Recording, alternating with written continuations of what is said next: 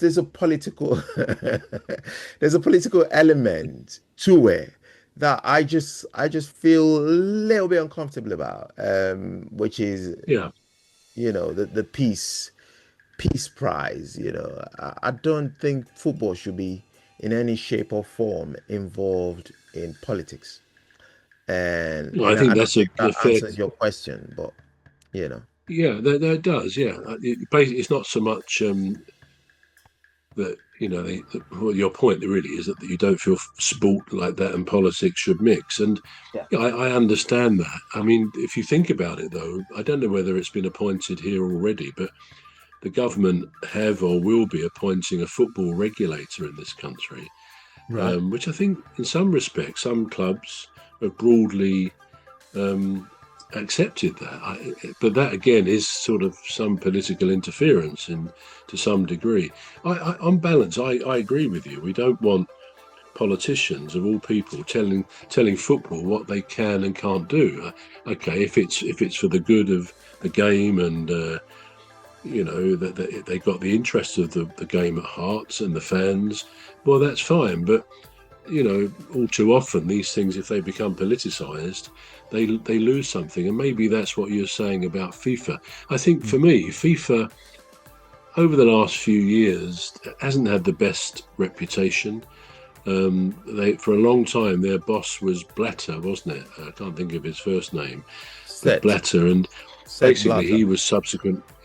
Yes, so yeah, but he was banned for a number of years from football for misdemeanors again. I think taking. Well, I don't know whether it was taking bungs. I can't say that, but I think there was clearly things wrong in the way that the future venues of World Cups was how they made those decisions where they were going to be. I remember watching when Qatar was selected, and I forget the team before, it might have been Russia, but Qatar seemed inappropriate. If you think the last World Cup was played Mm. in December, I think, wasn't it?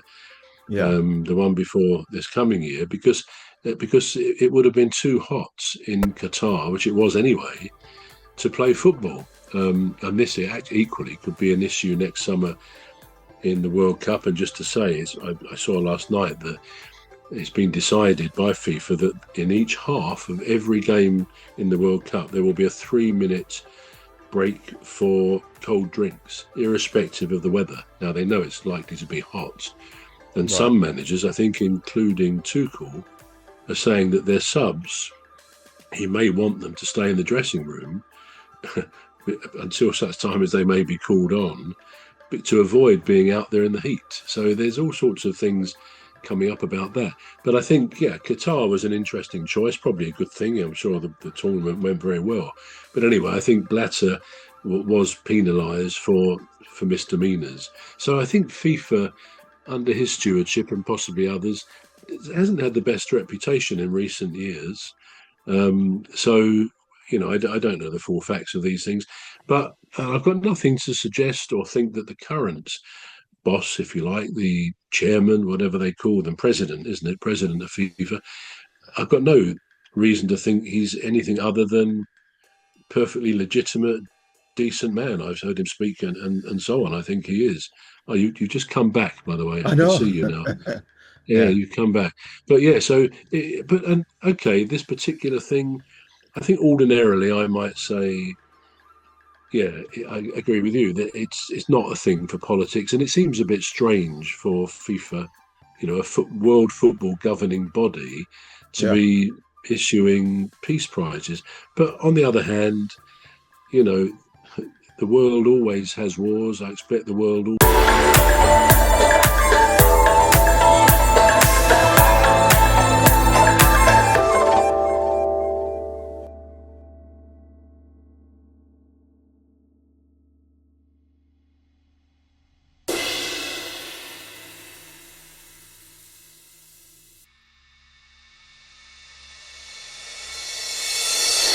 The world always has wars. I expect the world always will have wars. Sad to say, it's part of seemingly the human condition, whether based on territorialism or vying for the Earth's, products, the just everything, the competition that is there between countries.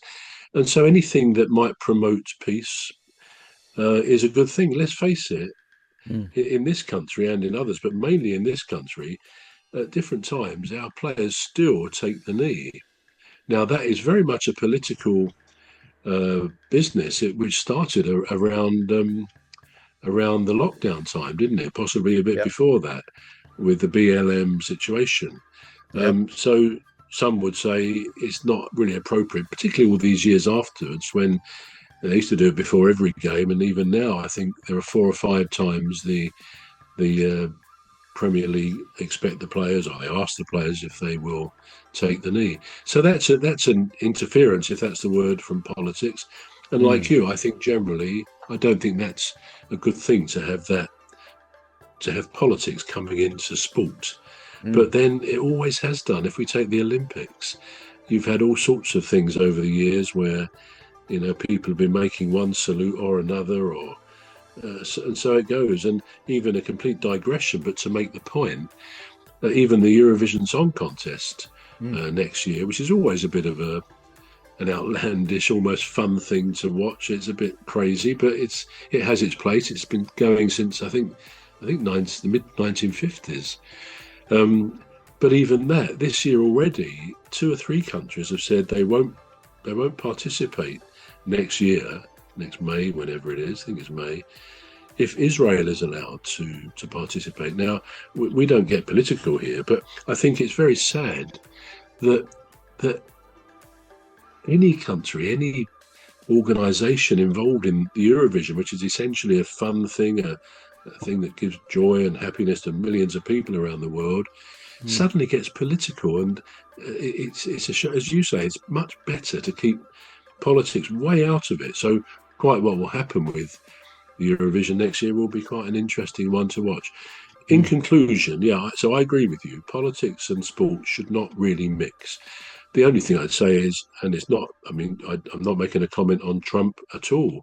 No. He obviously, as far as one can see, as a layman, he seems to be working hard to get peace in different places in the world. And maybe it is that effort that FIFA, for some reason, probably with good motivation, want to say, well done, you're doing your bit as the most powerful man in the world, if that's what the president of the States is, to try and bring peace, as you say, football particularly.